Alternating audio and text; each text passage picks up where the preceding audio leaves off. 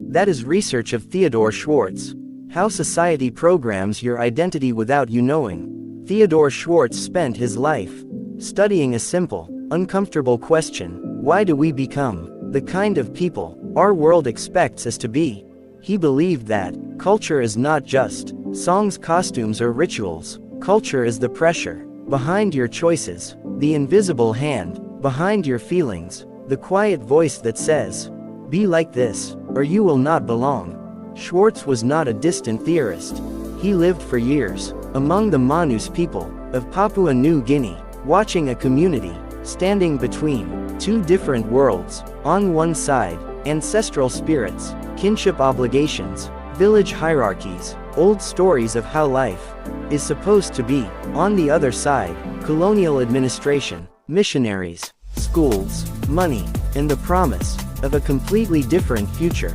In this tension, he saw something crucial. People were not simply changing opinions, they were rebuilding who they were allowed to be. For Schwartz, belief was never just a private idea inside a single mind. Belief was a pattern held in place by many minds at once, repeated in stories, reinforced in rituals, policed in gossip, and stabilized by the fear of being left out. He showed that no culture is truly uniform.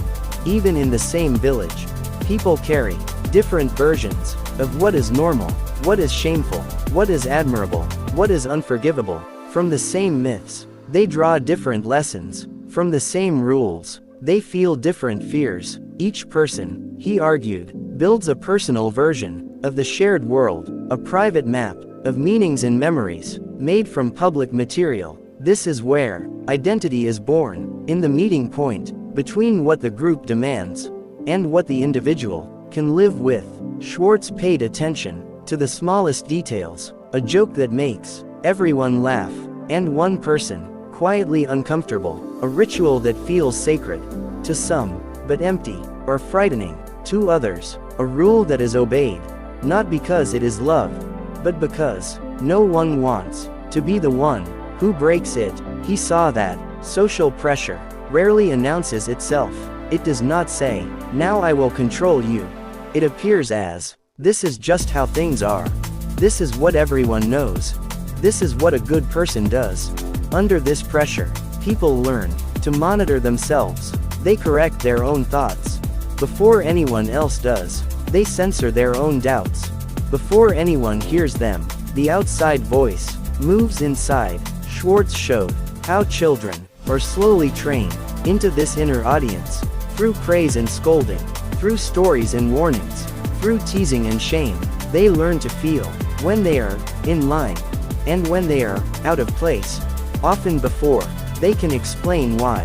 In Manus, he watched how new religious movements, new political hopes, and new economic dreams did not simply add new beliefs on top of old ones. They rearranged the entire field of what it meant to be a proper person, a good son, a good mother, a respectable man, a trustworthy neighbor.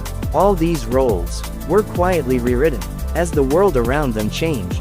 For Schwartz, this was the key. Identity is not a fixed inner essence, it is a negotiation with the expectations that surround us. We become ourselves in the shadow of what others will accept, admire, or punish. He warned that this process is not limited to remote villages. Modern societies, with their schools, media, bureaucracies, and expert systems, also create powerful pressures to be a certain kind of self.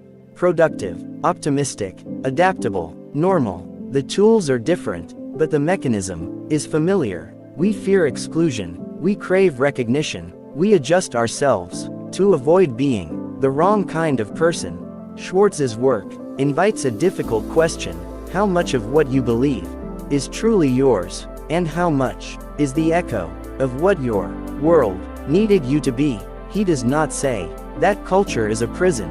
He shows that culture is a field of forces. Within that field, there is room for resistance, for reinterpretation, for quiet refusal, but that room is never infinite. It is always shaped by who can afford to break the rules and who cannot. The deepest insight in Schwartz's work is this: belief is not only about truth, it is about belonging.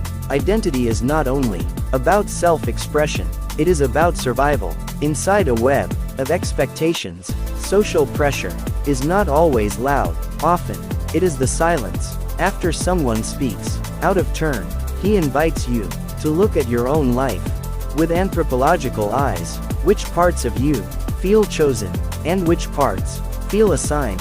Where do you speak with your own voice, and where do you repeat what keeps you safe? Which fears are truly yours, and which were carefully taught to you so you would stay inside the lines? Theodore Schwartz believed that real clarity begins when we stop pretending that we are self-made minds and start seeing ourselves as minds in context, shaped, pressured, encouraged, and constrained by the worlds we inhabit. Only then can we begin to choose, even slightly, who we become inside the crowded room we call culture.